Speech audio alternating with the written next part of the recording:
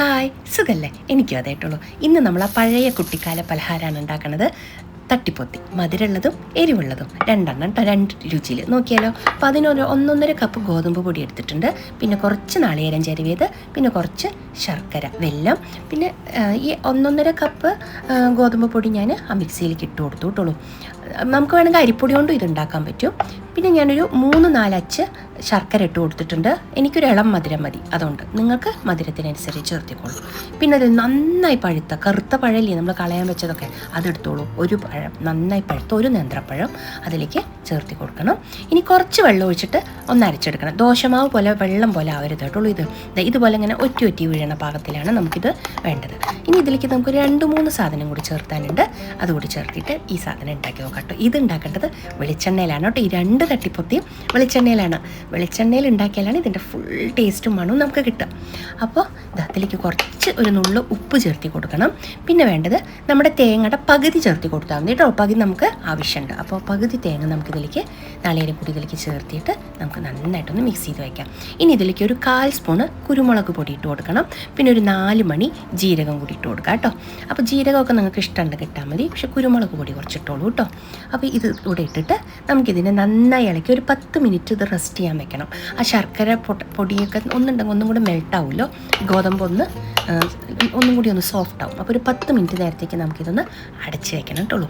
അപ്പോൾ ഇത് ഞാനിത് അടച്ച് വെച്ചിട്ടുണ്ട്. ഞാൻ പറഞ്ഞില്ലേ ഇതിന് വെളിച്ചെണ്ണയാണ്. ഈ 2 തട്ടിപ്പൊത്തിക്കും വെളിച്ചെണ്ണയാണ് അതിൻ്റെ ഓർമ്മകൾ മുഴുവൻ. ആ കുട്ടിക്കാലത്ത് തട്ടിപ്പൊത്തി എന്ന് പറയുമ്പോൾ ഈ മണം വെളിച്ചെണ്ണയിൽ മൊരിഞ്ഞ മണമാണ് എനിക്ക് ഓർമ്മ വരുന്നത്. അപ്പോൾ വെളിച്ചെണ്ണ തന്നെ യൂസ് ചെയ്യണം.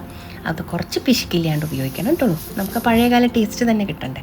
അപ്പോൾ ഇതുപോലെ കുറച്ച് വെളിച്ചെണ്ണ ഒഴിച്ചിട്ട് നമ്മുടെ ദോശക്കല്ലൊന്ന് മയക്കിയിട്ട് പിന്നെ നമ്മളിതാ ഇതുപോലെ കൈ കൊണ്ട് ഇങ്ങനെ പരത്തി കൊടുക്കണം. ദോശമാവ് പോലെ വെള്ളം പോലെ അല്ല കേട്ടോ ഇത് പരത്തേണ്ടത്. കുറച്ച് കട്ടിയിരുന്നോട്ടെ.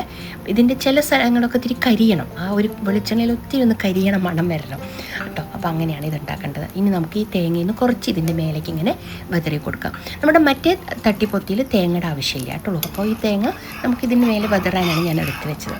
അപ്പോൾ ആ തേങ്ങ കൂടി നമുക്കിതിൻ്റെ പുറത്തേക്ക് ഇതുപോലെ വെതറി കൊടുക്കാം. എന്നിട്ട് 2 സൈഡും നന്നായി വെളിച്ചെണ്ണ ഒഴിച്ചിട്ട് മൊരിച്ചെടുത്തോളൂ കേട്ടോ. ഇത് അധികമൊന്നും ഉണ്ടാക്കണ്ട, ഒരാൾക്ക് ഒരെണ്ണമൊക്കെ ധാരാളമാണ്. അപ്പോൾ 2 സൈഡും നന്നായി മൊരിച്ച് 4 മണിയുടെ ചായയുടെ കൂടെയോ അല്ലെങ്കിൽ ബ്രേക്ക്ഫാസ്റ്റിലോ ഗോതമ്പായതുകൊണ്ട് എല്ലാവർക്കും കഴിക്കാനും കുഴപ്പമുണ്ടാവില്ലല്ലോ അല്ലേ. അപ്പോൾ അരിപ്പൊടി കൊണ്ട് ഇത് ഉണ്ടാക്കും കേട്ടോളൂ നമ്മുടെ അവിടെ. അപ്പം നമ്മൾ 2 കൊണ്ടും ഉണ്ടാക്കും, ഗോതമ്പ് പൊടി കൊണ്ട് ഉണ്ടാക്കും, അരിപ്പൊടി കൊണ്ടും ഉണ്ടാക്കും. പക്ഷേ വെളിച്ചെണ്ണ മസ്റ്റാണ്. വെളിച്ചെണ്ണയിൽ തന്നെ ഉണ്ടാക്കും കേട്ടോളൂ. അപ്പോഴേ ആ പഴയ മണം നമുക്ക് കിട്ടുള്ളൂ. അപ്പോൾ ആദ്യത്തെ തട്ടിപ്പൊത്തി റെഡി ആയിട്ടുണ്ട്. ഇഷ്ടമായോ നിങ്ങൾക്ക്? അപ്പോൾ ലൈക്ക് ചെയ്യാനും ഷെയർ ചെയ്യാനും സബ്സ്ക്രൈബ് ചെയ്യാനൊന്നും മറക്കരുത്. നിങ്ങളിങ്ങനെ ഉണ്ടാക്കാറുണ്ടോ, എന്താ അതിൻ്റെ പേരെന്നൊക്കെ കമൻറ്റ് ചെയ്യും കേട്ടുള്ളൂ. ഇനി നമുക്ക് രണ്ടാമത്തേന് നോക്കാം. അതിന് വേണ്ടത് ഗോതമ്പ് പൊടി തന്നെ. ഒരു 1.5 കപ്പ് ഗോതമ്പ് പൊടി, 1 സ്പൂൺ കടലമാവ് ഞാൻ ചേർത്തിയിട്ടുണ്ട്. പണ്ട് കടലമാവ് ഇടില്ലായിരുന്നു, ഞാൻ ഇട്ടതാണ്. കടലമാവ് ഇടുമ്പോൾ ഒരു പ്രത്യേക ഒരു ടെക്സ്ചർ കിട്ടും അതിന് ഇട്ടോളൂ.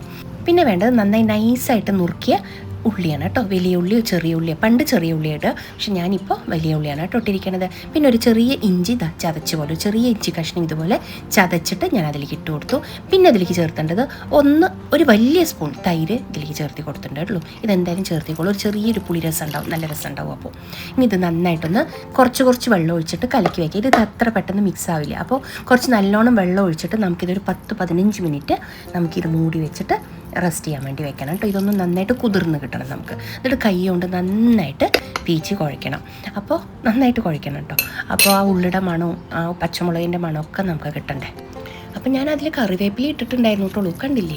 അപ്പം ഇനി ഇത് നമുക്ക് നന്നായിട്ടൊന്ന് കുഴച്ചെടുക്കാം കേട്ടോ. ഒരു 15 മിനിറ്റ് നമ്മളത് അടച്ചു വെച്ചു. ഇനി ഇത് നന്നായിട്ട് പീച്ച് കുഴച്ചത് അങ്ങനെ ഒറ്റി വീഴണേ ഈ പാകത്തിൽ വേണം നമുക്കിത് കിട്ടാൻ.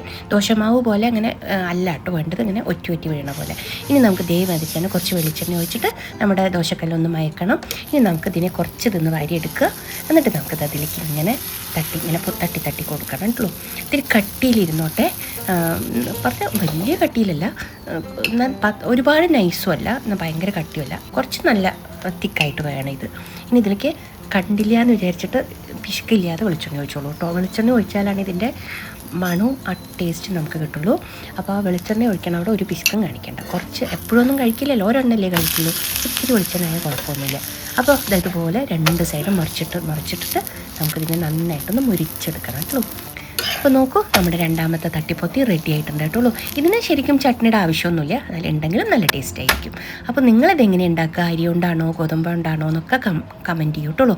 നമുക്ക് നല്ല വീഡിയോ ആയിട്ട് വീണ്ടും കാണാം. Okay, by.